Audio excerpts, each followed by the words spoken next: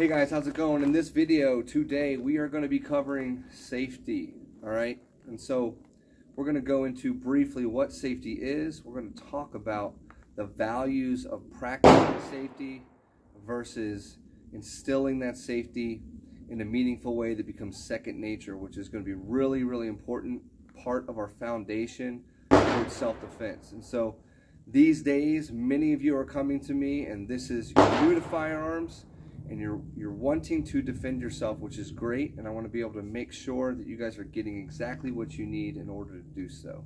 Stay tuned.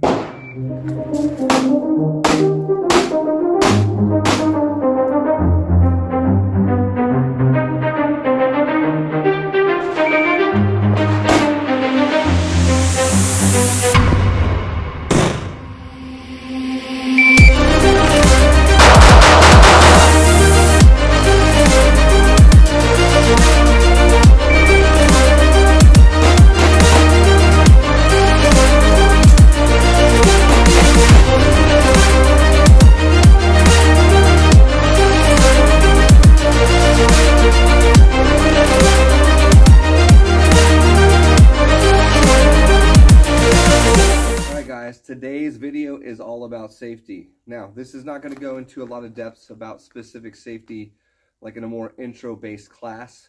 Obviously, we want to keep our finger off the trigger until we're ready to shoot. We've aimed in. We want to keep our muzzle in a safe direction, or better said, in the direction of least consequences. So when you're at the range, downrange, right? We're not trying to point it down or point it up. We want to keep it simple.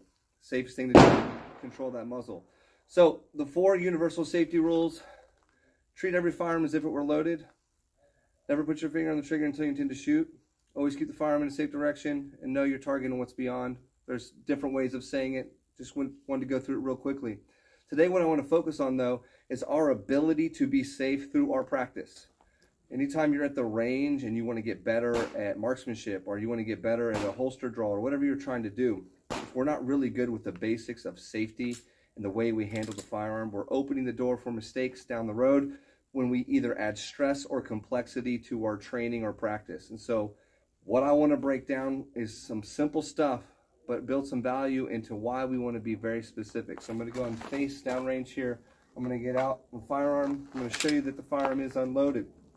So first things first, a lot of you are going to be picking up your firearm from a table or range, or at a table in the outdoor range.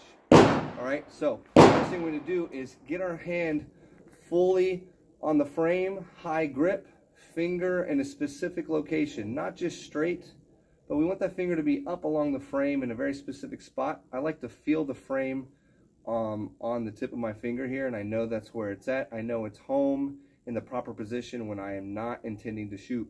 All right, from there, I'm going to associate that pointed finger in the direction that my muzzle's going. I'm going to utilize my body awareness so that I can control that muzzle. This becomes very important, especially when we start adding speed and complexity of training in terms of multiple targets, movement, understanding our relationship to cover, concealment, those type of things. We want to be able to make sure that as we are doing things that are inherently potentially more dangerous in terms of having to focus on more complex aspects of shooting, that we can maintain safety. So simply keeping our finger straight and along the frame here, I know where that muzzle's pointing, and I'm going to make it my mission to completely control that. I'm not going to be lackadaisical about it.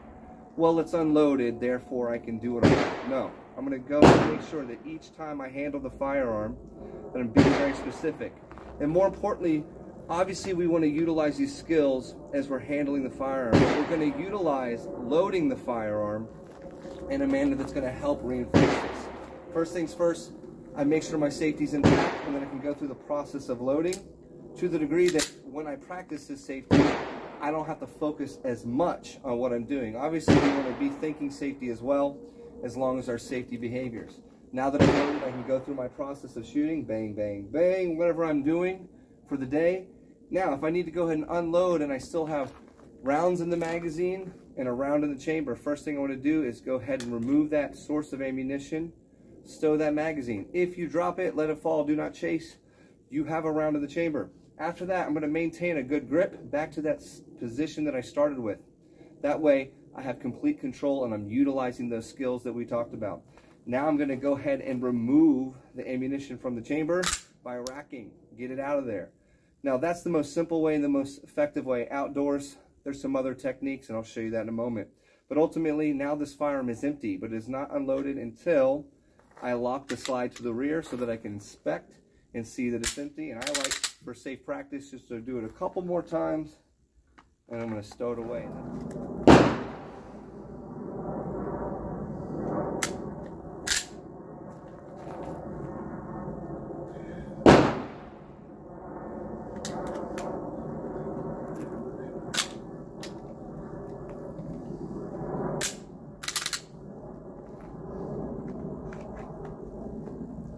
And that's going to be loading and unloading with that safety in mind.